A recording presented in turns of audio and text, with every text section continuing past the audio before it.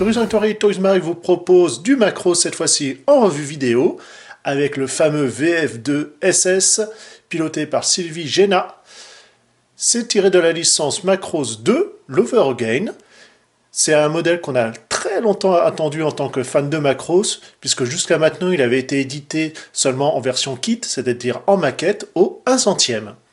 Cette fois-ci, c'est donc Evolution Toy qui va s'y coller dans une version 1/60e. Enfin, à l'arrière, on le voit en mode fighter dans l'espace, accompagné par deux autres modèles, en version jaune cette fois-ci. Mais également en bas à droite, vous avez les versions, c'est-à-dire Gearwalk, qui est ici, mais également Batroid. On retrouve le modèle avec les couleurs rouges en termes de bandeau, puisqu'il existe deux autres versions, en bleu mais également en jaune. Attention, les deux autres seront plus chères puisqu'elles sont fournies avec les Fast Pack, donc c'est-à-dire des gros réacteurs qui vont venir directement se placer, que ce soit sur les jambes, mais également des armes pour les bras, ainsi que le Ray Gun qui va servir d'arme. Il est également disponible en version supplémentaire à côté. On la voit ainsi avec ses couleurs. Ça semble pas mal, on va voir ça d'un petit peu plus près, mais juste avant, la partie notice, qui comporte des décals à poser si vous le souhaitez.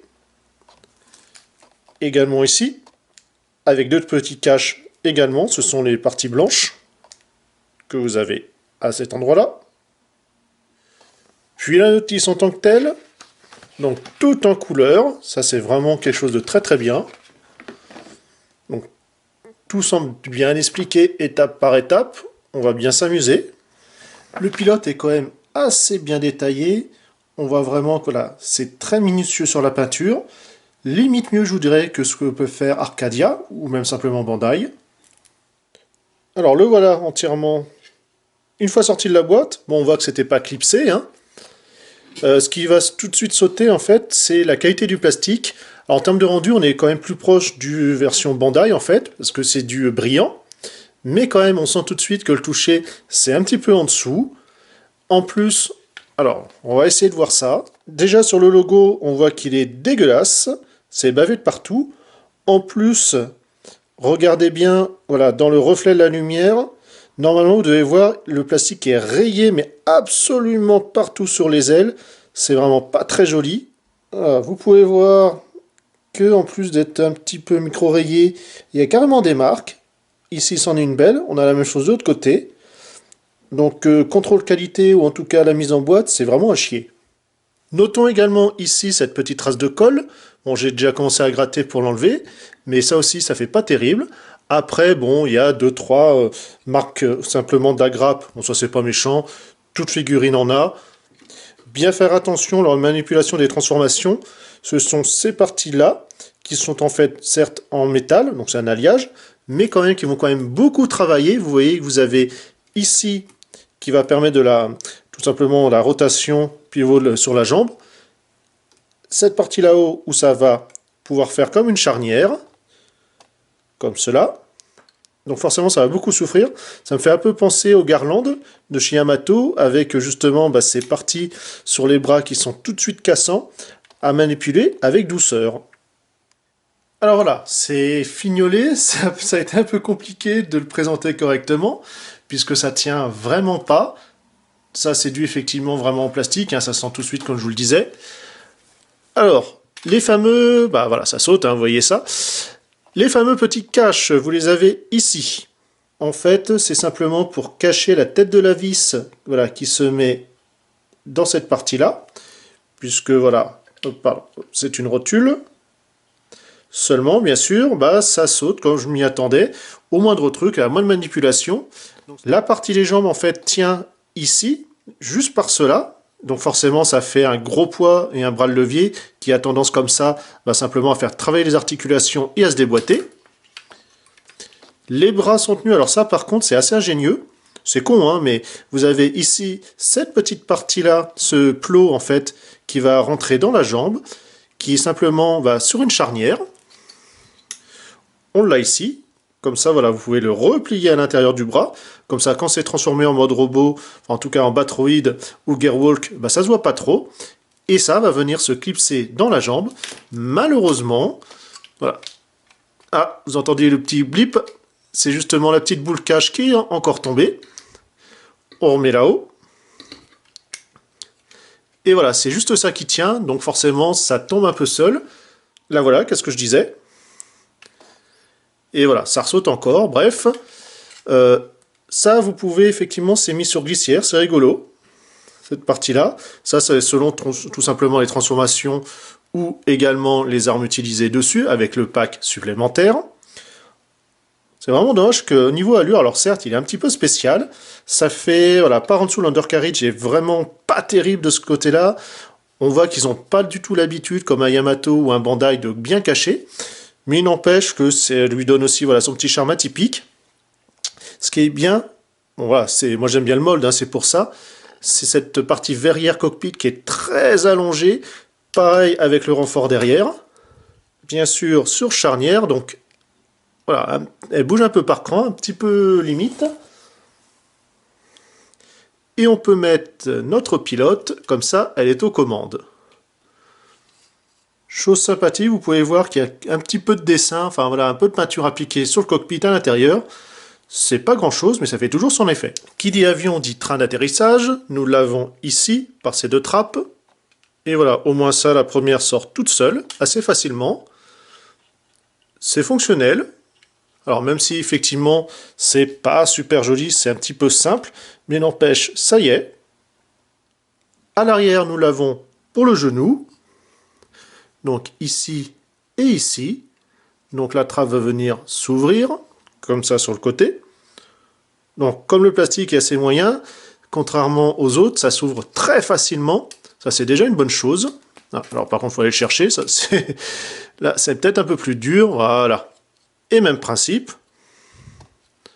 Comme cela. Et normalement, ouais, toujours fonctionnel. Pour l'âme, pas grand chose à dire. Vous avez un petit picot voilà, qui va venir se positionner dans cette partie centrale. Une fois le train d'atterrissage sorti, et tout bien à peu près positionné en croisant les doigts que ça ne tombe pas, nous avons notre avion vraiment magnifique. À l'arrière, on voit ainsi les jambes avec les réacteurs. Par contre, on note encore une fois les jours un peu partout sur tous les membres, chaque partie du véhicule. Ça, voilà, ça va peut-être faire un petit peu plus attention sur les côtes. Alors, exceptionnellement, pas de phase de transformation. Je vous demande juste de comprendre un petit peu pourquoi. Puisque, vu la complexité, bon, déjà, d'une chose, les macros, j'essaye de faire très attention. Mais là, ouais, non, c'est vraiment pas ça. Alors, il y a quand même des bonnes idées, hein. On parlait tout à l'heure des petits plugs, effectivement, qui sont sur les bras. On a ici, pour sortir les points, c'est un système de charnière, avec le point comme ça qui va basculer pour aller dedans. Comme cela, et puis vous voyez, on peut hop le replier. Donc ça, c'est très bien. Le souci, bah, je l'avais un petit peu expliqué voilà, dès le départ, c'est ça. C'est deux parties comme ça en métal qui travaillent énormément. Là, normalement, ça doit se rejoindre, parce que vous avez une partie creuse et l'autre avec un morceau de plastique qui va venir se clipser. Ça, c'est la théorie. En plus, vous avez ces deux pièces-là, au fond, qui sont en plastique. Il aurait peut-être fallu du métal, parce que ça travaille énormément. En plus, malheureusement, ici, ça doit tourner, mais c'est tellement monté serré que c'est mort, hein. J'aurais vraiment préféré que ça soit complètement lâche, au moins ça aurait moins forcé directement. Les épaules ici, bon, la partie bascule, ça va venir se clipser là-haut, ça c'est pas trop dérangeant. Bon, par contre, on voit tout de suite que la partie des pieds, c'est quand même pas la même qualité que chez les autres, puisque quand vous tirez, même si c'est également dur, hein, parce que ça fonctionne un système de cran à l'intérieur, ça n'empêche pas que c'est un petit peu souple, on voit qu'il y a tout qui travaille, faites super gaffe. L'arrière, c'est joli avec ces deux parties-là. Et donc forcément, les caches n'ont pas arrêté de sauter. C'est bien pour ça que je les ai carrément enlevés pour l'instant lors de la manipulation. Le gun déployé est bien, puisque vous avez voilà, ce petit cache qui va permettre de faire entrer la crosse à l'intérieur. Puis ici, comme beaucoup de canons chez Macros, il va s'allonger. Voilà, c'est fini. Il est en mode Batroid. Ça a été vraiment la galère. Alors, on a toujours les codes habituels, hein. Je ne vous ai pas montré, mais dans la crosse de l'arme, vous avez une petite fente pour venir se clipser dans la main. Ce qui pose énormément de problèmes, eh bien, ce sont toujours les mêmes pièces. Alors, on va peut-être pas bien les voir ici. c'est justement ces parties métal, donc déjà réussir à les faire tenir ensemble, et surtout vous avez cette pièce au fond, voilà, qui passe et dessus, côté, mais également en dessous justement de ces pièces en métal. Il va falloir réussir à déjà les mettre. En plus, alors, l'idée est bonne, hein, vous avez le picot qui est pile au centre que vous voyez, donc il y en a un de chaque côté, donc qui tourne, hein, c'est un axe, qui va venir directement se clipser dans le torse. Là aussi, c'est un peu coton. Alors, ça brinque-balle de partout. Il y a le plastique qui s'écarte, voilà, puisqu'il n'est pas de très bonne qualité, et surtout pas très bien fini au niveau assemblage, donc ça n'aide pas. Grosse frayeur également pour la tête, puisque en tout cas, pour pouvoir déjà la déclipser, c'est tout un pataquès. Ouais, franchement, c'est pas terrible quand même, hein. Ce Macros a vraiment la chance d'être vraiment classe, que ça soit dans tous ses modes, hein. C'est vrai que ça donne en plus un design un petit peu particulier qu'on n'a pas trop l'habitude de voir. C'est ce qui fait le charme du VF de SS. Après, est-ce que c'est là l'acheter? Ouais, bonne réflexion. Je dirais que c'est vraiment une pièce de collection, mais avec 3 critères très importants. 1. Vous êtes un gros fan de Macross. Déjà. Deuxièmement, il va vous falloir beaucoup d'expérience en termes de manipulation, de transformation compliquée, et surtout assez, voilà, on va dire fragile. Les connaisseurs se rappelleront justement les versions collection de certains VF, hein, c'est-à-dire avec les grosses boîtes carton, qui ressemblent un petit peu à des livres, hein, si on peut dire ça, où là c'était vraiment une grosse galère sur la fragilité et la manipulation à avoir, hein, mais il y en a d'autres, hein. Troisième élément, vous avez intérêt à être méga méticuleux, puisque voilà, la casse, je pense qu'elle n'en est vraiment pas très loin. Ouais, il y a des grosses gouttes de transpiration. Après, quel mode exposé? Bah, je vous dirais, voilà, je voulais le mettre en vaisseau, mais vu comment c'est la merde, il n'y a pas d'autre mot, hein, parce qu'il n'y a rien qui tient, bah, il va peut-être finir malheureusement en robot. Tant pis pour moi.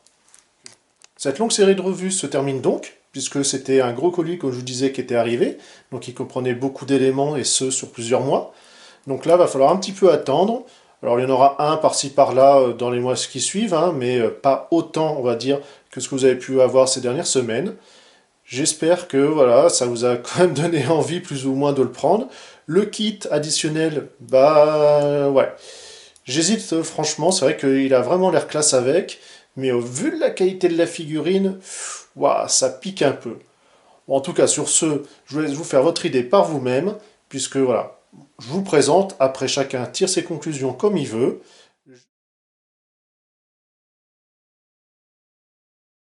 Je rappelle que je choisis personnellement ce que j'achète, puisque c'est ce que je collectionne, et donc ce que je vous présente ensuite. Si je ne les ai pas pris, c'est parce qu'elles ne me plaisent pas ou ne m'intéressent pas, sans parler question tarif également. Donc si vous souhaitez voir absolument une figurine, eh bien offrez-la moi. Si ça ne vous plaît pas, c'est la même chose. Et sur ce, salut à tous!